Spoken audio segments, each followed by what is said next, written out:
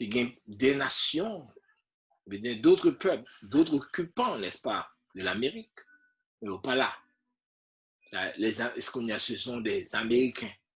Ils sont qui là, un peu de jour après 100 ans, que civilisation ça efface, c'est l'autre groupe de personnes qui ont occupé terre ça.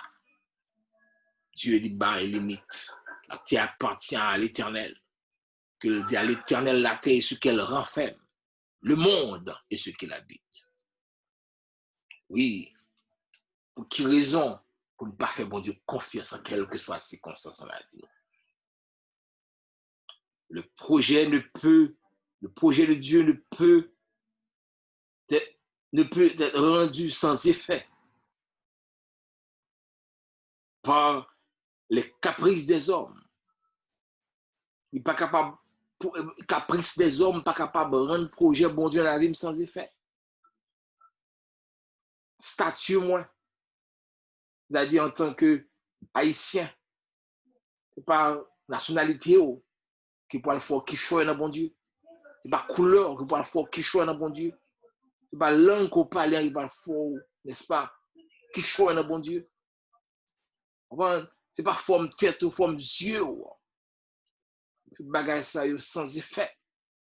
Tout, mais seulement, c'est la grâce de Dieu. La grâce de Dieu. Et puisqu'il fait projet ça pour même, de te mettre raillé, eh bien, ça ne veut pas vouloir la réaliser quand même. Dieu est souverain.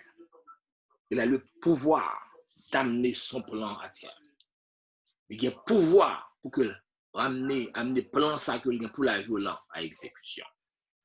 Oui, bien aimé, pour en finir, le dessein divin est fondé sur la sagesse de Dieu, formé de la profondeur de l'éternité et opéré par la puissance souveraine de Dieu.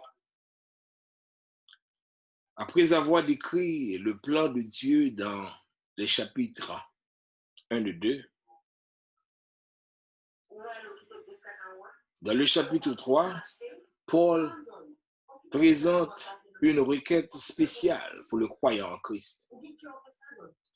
Il interrompt sa phrase pour ouvrir une parenthèse dans laquelle il explique quelle est sa mission et la nature du secret qu'il a été chargé d'annoncer. Commencer dans le chapitre, dans le verset 1 à 3, il dit à cause de cela, et puis il ouvre une parenthèse jusqu'au verset 14 pour l'expliquer, n'est-ce pas, pour les résumer des sermons. Il dit je fléchis les genoux devant le Père. Et qui ça a demandé pour les Éphésiens d'abord et pour nous-mêmes actuellement. Parce que l'être Éphésien, c'est pas une lettre purement pour Éphésiens. Parce que sans doute l'être ça, c'est une lettre circulaire. Il dit que nous comprenions les dimensions de l'amour de Dieu pour nous. Il dit que nous comprenions les dimensions de l'amour de Dieu pour nous, c'est-à-dire sa largeur, sa longueur, sa profondeur et sa hauteur. La largeur de l'amour de Dieu pour le croyant est infinie. C'est-à-dire, quel que soit l'effort qu'il a fait pour l'atteindre, il n'est pas capable d'atteindre moins.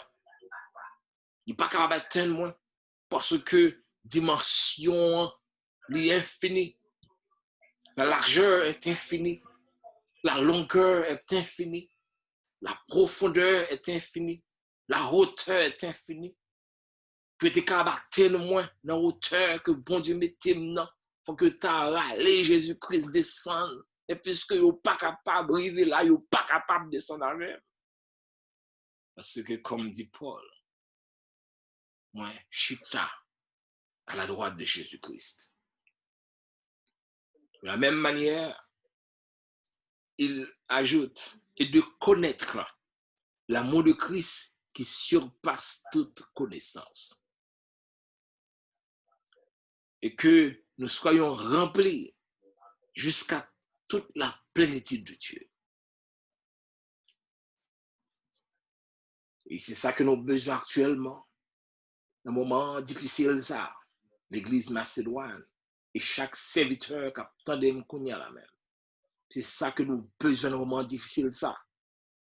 Que nous comprenions, n'est-ce pas, les dimensions de l'amour de Dieu. Que nous connaissions l'amour de Christ qui surpasse toute connaissance. Que nous soyons remplis jusqu'à toute la plénitude de Dieu. Comprendre, connaître, remplir. Quand nous sommes enracinés, quand nous sommes réellement enracinés en Christ, de cette manière, rien ne peut nous empêcher de remplir notre devoir chrétien dans ce monde.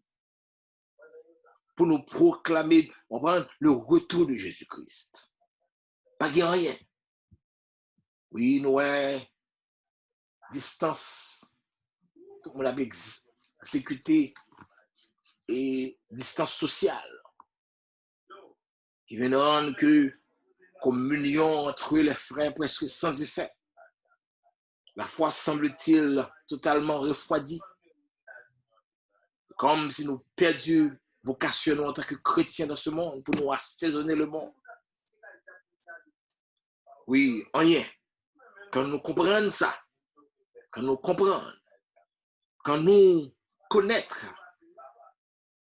et quand nous remplir avec connaissance l'homme ça, rien n'est pas capable d'empêcher nous, pas capable de bloquer nous pour que nous proclamions, n'est-ce pas, le retour glorieux de Jésus-Christ.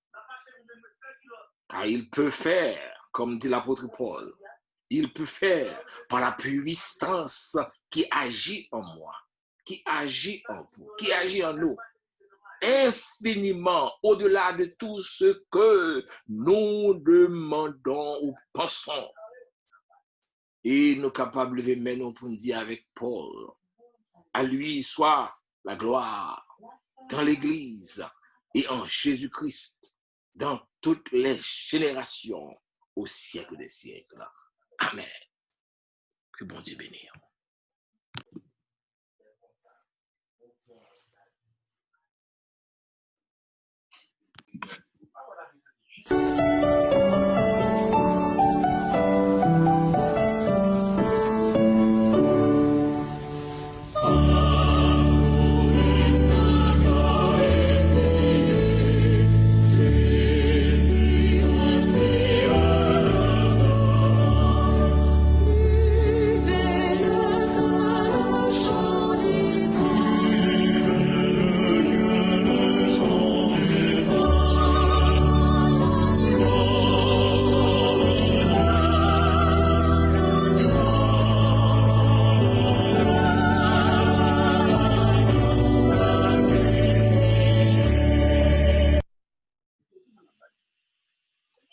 Prions le Seigneur.